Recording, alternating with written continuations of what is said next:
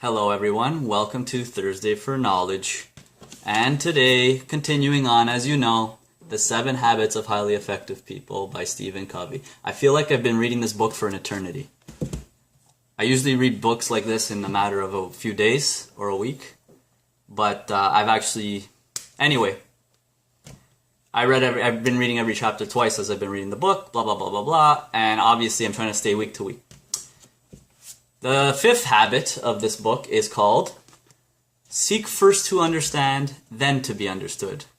This is very, very much, I would probably argue, in terms of the interpersonal part of this book, probably the most important, if not the most important of the whole book.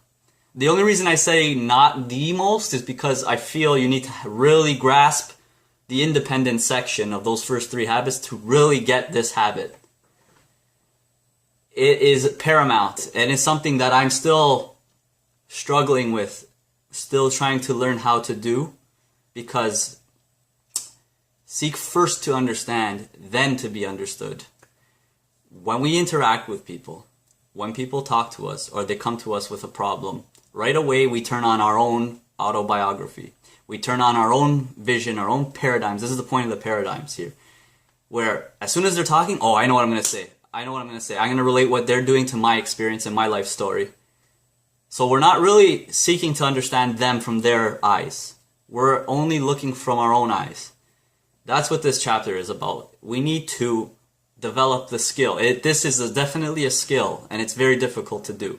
Where if someone comes to us with a problem, first of all, our proactive nature needs to kick in right away. We need to start being proactive in the sense of shut down this reaction where I'm going to put in my own life paradigms and my own experiences and talk to that person through my own experiences.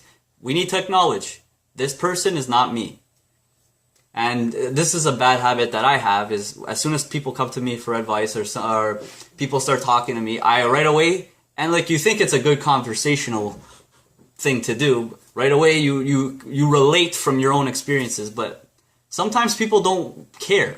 Not that they don't care, but it's like, they're going through their thing from their eyes, not from Andrew's eyes or whoever. So, the skill to develop is turn off the autobiography, turn off your paradigm, and then acknowledge, okay, this person brought something up for a reason. You can tell by their tone, you can tell by what they're asking you. So don't jump to what you would do and how you would handle it, and you should do this or this and that, you should do that. Understand the words that are being said are not the message that's being conveyed. So just because I say somebody says something like, "Oh, I hate school," for example. Actually, that's the same example in the book. But whatever, I hate school. They may not be saying I hate school. They may be saying something like something's bothering them, and school is the thing that they're placing on it, the label. We need to understand, okay, instead of just jumping into, oh, why do you hate school? Why? Blah, blah, blah.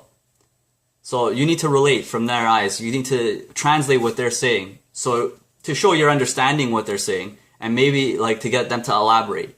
But it's not about asking them to pry. Like you're not prying on them. It needs to be on a sense of like, oh, you hate school. Oh. You can go on like many, I don't even know how to do this yet. It's very, very skill based. You can either be on like, kind of like, yeah, school sucks. Right? Because you're trying to understand from their perspective, right? They hate school. Then maybe they're thinking, okay, no, it's not the school.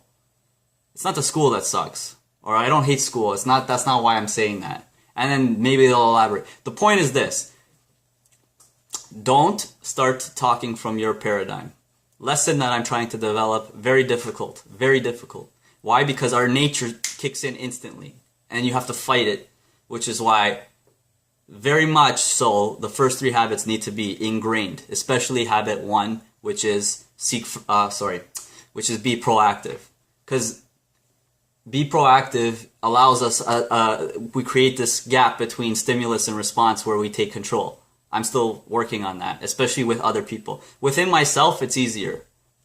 When like things happen just to me naturally, the environment, whatever, it's easier. But when I'm talking to someone, my subconscious takes over and I start spewing out the same, they don't want to hear it.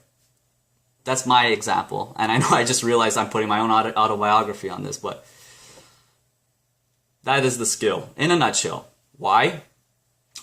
Going back to the emotional bank accounts, withdrawals and deposits, someone comes to you with a catch line or a phrase or something, obviously segueing or alluding to the fact that something's bothering them or they want to talk about something or they're excited about something. If we don't seek to understand their idea, then we're making a withdrawal from that emotional bank account. So that's, in that example, the typical response, I hate school, especially from a parent, saying, like, the child says that to the parent, what do you mean? School's good for you. I hated it too, but I did it and I would have regretted not going or whatever, whatever the story is.